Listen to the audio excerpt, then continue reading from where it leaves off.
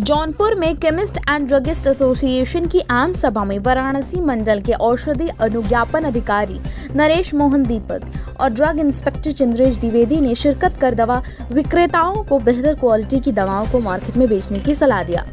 कार्यक्रम में chemist and druggist association के प्रदेश अध्यक्ष दिवाकर सिंह, जिला अध्यक्ष शकील अहमद ने अतिथियों का माल्यार्पण और स्मृति चिन्ह देकर स्वागत किया। इस मौके पर वाराणसी मंडल के औषधि और अनुज्ञापन अधिकारी नरेश मोहन दीपक ने कहा कि नकली दवा विक्रेता और नकली दवा कंपनियों पर कठोर कार्रवाई के लिए ट्रैकिंग की जा रही है। नकली दवाओं से सौदागरों को चिन्हित कर उन पर कार्रवाई की जा रही है।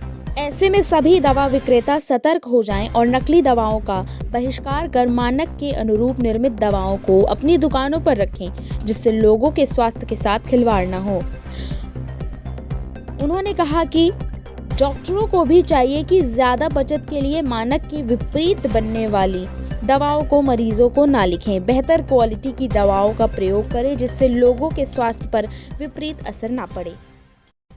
नकली दवाओं के रोकथाम के लिए विभाग क्या कार्रवाई कर रहा है? देखिए, नकली दवाओं की रोकथाम के लिए विभाग अपने स्तर से हमेशा प्रयासरत रहा है और हमेशा रहेगा, लेकिन इसमें हमको पब्लिक के सहयोग की भी आवश्यकता है, अब दवा व्यापारियों की भी सहयोग की आवश्यकता है और पत्रकार महोदय जैसे कि आप सब हैं, मीडिया कर्मियों की भी आवश्यकता है। मतलब समाज के हर वर्ग का हमको सहयोग चाहिए, जिसमें पर्टिकुलर जो डॉक्टर समाज है हमको उसका भी सहयोग चाहिए कि वो किसी भी ऐसी कंपनी का जो ब्रांड है जो वेल नोन ना हो या मतलब अननोन कंपनियों के भी जो प्रोडक्ट हैं उनको ना प्रिस्क्राइब करें, जिससे कि मेडिकल स्टोर संचालक को भी मजबूरी ना हो उस मेडिसिन्स को रखने के लिए या प्रोवाइड कराने के लिए।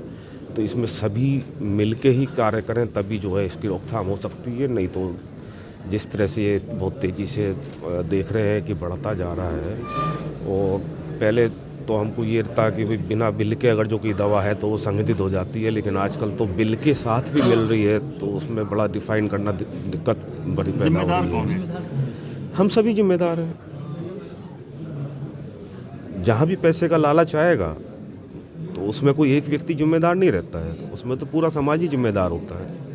हाँ, नैतिक जिम्मेदारियाँ हमारी है, उसकी रोकथाम करने के लिए हम लोग प्रयास कर रहे हैं कि इसको आप देख रहे होंगे कि बनारस मंडल में काफ़ी हद तक जो है कंट्रोल करने का प्रयास किया जा रहा है, लेकिन एकदम से हम ये नहीं कह सकते हैं कि अब ये समाप्त हो गई है। इसके लिए कोई विशेष मुहिम चलाने की जरूरत है? देखिए, इसमें कोई विशेष मुहिम चलाने की आवश्यकता नहीं है। इसमें लगातार सैम्पलिंग तो हो ही रही है, लेकिन इसकी ट्रैकिंग की आवश्यकता है। उसके लिए प्रयास किए जा रहे हैं कि एक्चुअली क्या है कि बनारस से ट्रैकिंग होना थोड़ा सा मुश्किल है, क्योंकि ये सारी की सारी जो दवाएं हैं ये इसके लिंक सारे आपका उत्तराखंड से और हिमाचल से ही हैं। तो इसके लिए हिमाचल प्रदेश की जो गवर्नमेंट है, वहाँ की जो इन्फोर्समेंट एजेंसी है उनको, और उत्तराखंड की जो इन्फोर्समेंट एजेंसीज हैं उनको ज़्यादा प्रयास करने की आवश्यकता है, क्योंकि एक एक दुकान से हम लोग इसको पकड़ेंगे तो नहीं पकड़ पाएंगे।